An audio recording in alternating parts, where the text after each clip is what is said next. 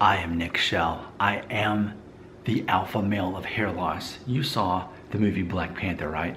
Where he has to defend, being a king, and that's how it is. People march right up to the comment section and they try to challenge my raw masculinity, and they fail every time. They get thrown over the waterfall because they're betas. Nick Shell, no. Alpha male.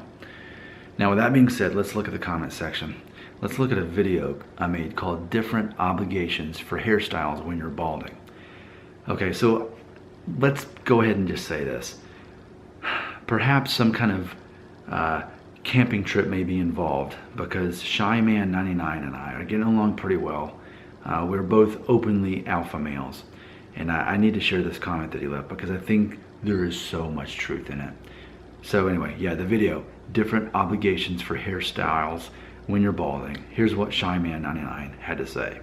Quote, "A lot has to do with you being happily married and not really needing to look and feel your best with the zero guard buzz cut.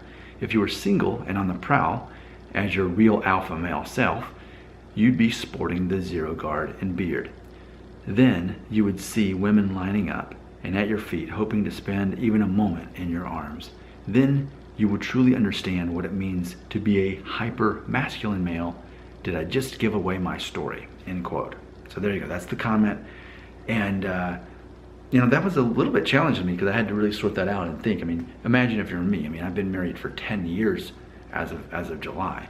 And, I met my wife, we were dating over a year before that. We actually weren't even dating that long before we got married, actually. I'd say from the time we met until the time we got married, it was less than 2 years. And so it's challenging because I have to put myself in a mindset of if I were dating, which is weird because I'm like, well, I'm 37 and a half, so it's like, I guess that would be weird if I was dating now. But either way, maybe the fairest way to assess this is knowing what I know now as the alpha male that I am, all the experience and understanding about how society and people's minds actually work, and to carry that into the 25-year-old version of myself. I was 25 when I met my wife, so that was the last time I was single. I was 25 in the year 2006. So that was a lot. So if I had this brain back when I was 25, would I go with the zero guard buzz cut and the beard, knowing everything that I know now? And it'd probably be the smart thing to do, actually, is probably what I do. And what's funny is the first time I shaved my head, back when I was in college, and some of you saw the interview I did with my former roommate, Chris. So that was back in 2002, 2003 when I first shaved my head for the first time. And it is funny because even back then, like, I was naturally more confident having my shaved head, and I eventually grew it out. But I think it all went back to that obligation, the obligation to keep my hair because I could still have it. But ultimately I was happier without hair is the thing about it. And that still stands today. All these years later, I've been talking about from 2002 all the way to 2018, 16 years have passed. Not much has changed. My hair's not that much different than it was in 2002. And I still feel obligated to keep my hair, though I'm happier without it. But I think it is definitely a well-kept secret that the smartest thing you could do, even if you could still grow hair, in your youth, is just to get rid of your hair, grow the beard. It's not only is it so trendy right now, that's the thing. There's that edginess to it, because.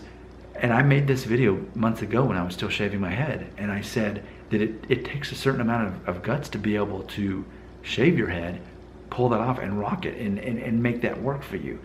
Most men, I've learned, are fearful of shaving their head, and I proved that at age 21 I was not, and I've continued to prove that. So obviously I've got my other motivations why I don't anymore, why I don't continue to do that, because again, I'll have the rest of my life to do that once the diffuse thinning gets a little bit more intense. But for right now, I'm riding the last wave because I feel this obligation. But it's funny because I think a lot of you can relate to that. In your youth, while you still have hair, you feel obligated to keep your hair because, wow, well, you can still grow it. So I think maybe something I'm learning about myself in making these videos is a lot of men struggle with that. You would rather shave your head, but society has this way of, well, why would you shave your head when you can still have hair thing?